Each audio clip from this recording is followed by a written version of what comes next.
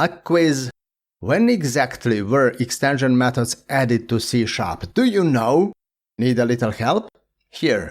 They came together with expression trees, lambda expressions, anonymous types, all the prerequisites to the most remarkable feature of dotnet, LINQ, the language integrated query. But that is only the answer to the question when we got extension methods. Ever since, the programmers were left on their own to figure out how to utilize extension methods effectively.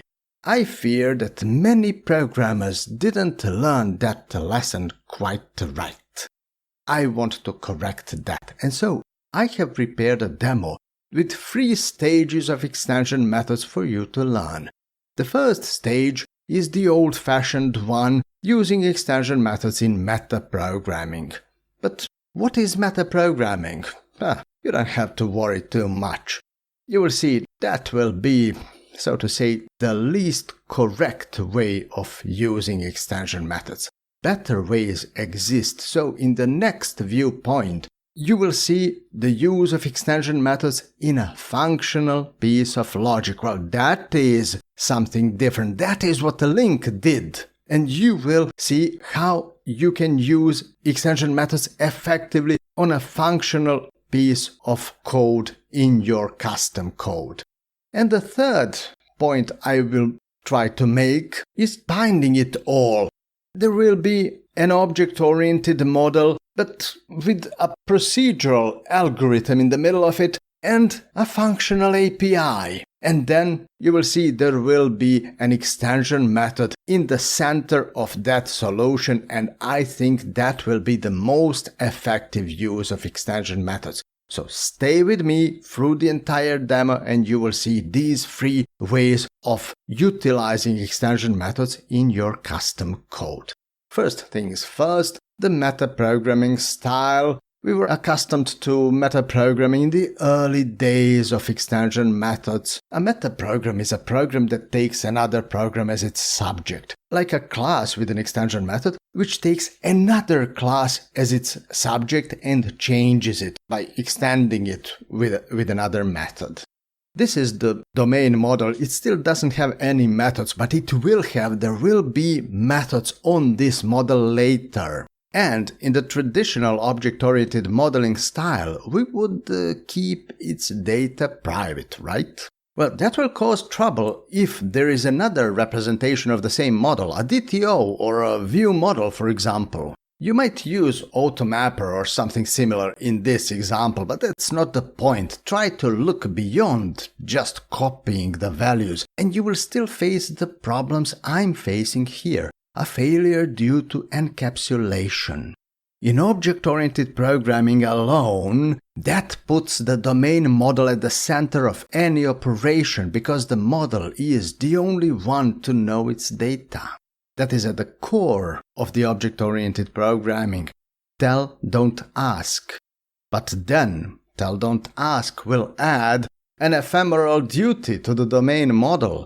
So we choose between 2 evils, you see? That is where we thank to the spirits of the programmers of old for the gift of metaprogramming. We define an extension to a class without modifying that class itself.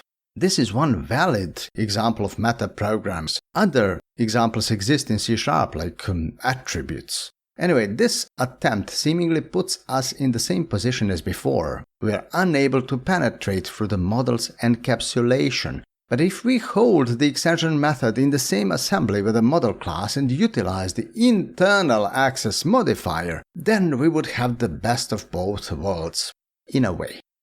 Is this how you know extension methods?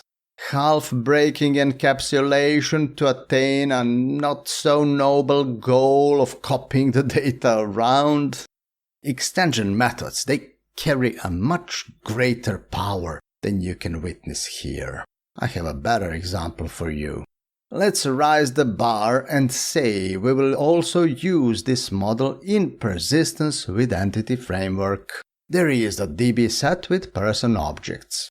The problem is that this is giving us the persistence view on the domain model, that will pollute our code in an entirely novel way unless we put a gate to keep us from persistence concerns. Let me show you the problem. What if we wished to seek a person by their ID? All we get is a nullable person, because the dbSet type is unable to guarantee to return a person object given just any ID. That wreaks havoc in our otherwise beautifully arranged code. This new situation requires branching and defensive coding, and we don't like defensive code. It's been many years since I made the joke about this situation when I mockingly called it the first law of defensive coding. When you have to defend, you have already lost. What I meant is to say that when the code's safety hangs by the thread of null checks, well, that is nothing but a pathetic defeat of software design. We should know better. Not finding a person is either a domain error, in which case we should use the result type that may also contain an error, or it is a regular case from which we can recover using ordinary means, in which case an optional object would just fit here nicely. You can learn about optional objects from my other video, which I have prepared. Make sure to understand them. Don't be the last one who doesn't know them. We need a way to find a proper object to work with. The person is either there or there is none. That is how we work with optional objects. And there is a more compact way of implementing that same logic. I'm using language ext library in this piece of code. The rest is the domain logic, and it comes easily when we have optional objects. The upside of doing things this way is that we are retaining encapsulation and yet attaining everything else. The model is encapsulating behavior, but that did not stop me from performing a domain operation once I found the object. That is modern C#, and I like it. It is the combination of object-oriented and functional designs. But I prefer something else to this expression here. Functional code should be pretty. This code is written with technical implementation. Enter extension methods again. Extend the dbSet to augment its find method with the optional result. Look what this extension method will let me do now. I will prepare a strategy for what to do with an object when found. Then I start from the people dbSet again, try to find the person, and process it if it was there.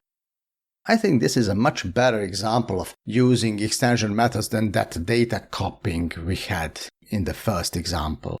This extension method is implementing mapping. It breaks nobody's encapsulation. It is functional in its core, like all the extension methods that comprise the link library. I will now give you one more example, possibly the most complicated one. Let me tell you that you can download all the source code from this demo by becoming a sponsor of my channel. Join the growing community of programmers who are already helping me maintain this channel. Visit my Patreon page, register there, and gain access to source code of this video and all other videos on my channel. Thank you very much. I have one truth to share with you. Extension methods, they need public access to the object's components. They break encapsulation by definition. And so they don't fit well with traditional object-oriented programming. We need something more. We need a combination of object-oriented and functional programming. I have just augmented people with their height with a public getter. Now the request is to find the few tallest persons from a large group, like thousands of objects. How shall we implement that? I have an idea. Why not offload that task to an extension method that applies to a sequence? And here you see one important lesson when defining extension methods. You should make them universally applicable. Sorting Its nature is to come in the ascending order. We sort descending because the request is to find the largest, the tallest persons. We sort descending by supplying a comparer that reverses the comparison. You can also watch another video I prepared earlier about precisely that kind of comparers that reverse sorting in situations where a method or a class doesn't accept the sort order. Fun fact, that implementation is also based on an extension method.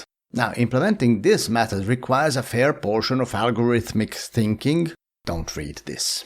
Or if you want, visit my Patreon page and download the entire source code from there.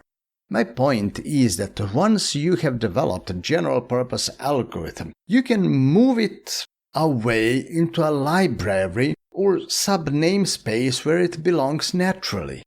But before I move it away, let me point out the greatest strength of an extension method like this one. It takes arguments and never modifies them while calculating the result. Looking from the outside, this extension method is functional. It is procedural on the inside, but that is for performance reasons. But you don't mix implementation with the design. Implementation is procedural, but the design is functional. Here is the concrete comparer that favors taller people over the shorter ones. This comparer would discriminate against me severely. I hate you, stinky comparer. Nevertheless, taking the three tallest people comes easy now. There's a double negation in this call, which hurts readability. You can try to figure out a nicer solution than this one as a homework. I will print them out, run the application, and it's all there. Little Jane taking the medal. She grew up to nearly 2 meters tall. Nice. These 3 lines of code are the essence of extension methods that escape many programmers today, I believe. Extension methods, remember that, are primarily the tool of functional programming in C# today. Take the arguments, calculate the result, return it back. Make no side effects, change nothing in the objects you got from the outside. This idea might be hard to accept if you keep sticking to the old traditional object-oriented programming model. Let go of it. After accepting the functional mindset, you will see what I see already, and it will all click in your head after that. And watch this video next. It explains how low-level coding practices affect your high-level design, making it better. I'm sure you will appreciate that lesson.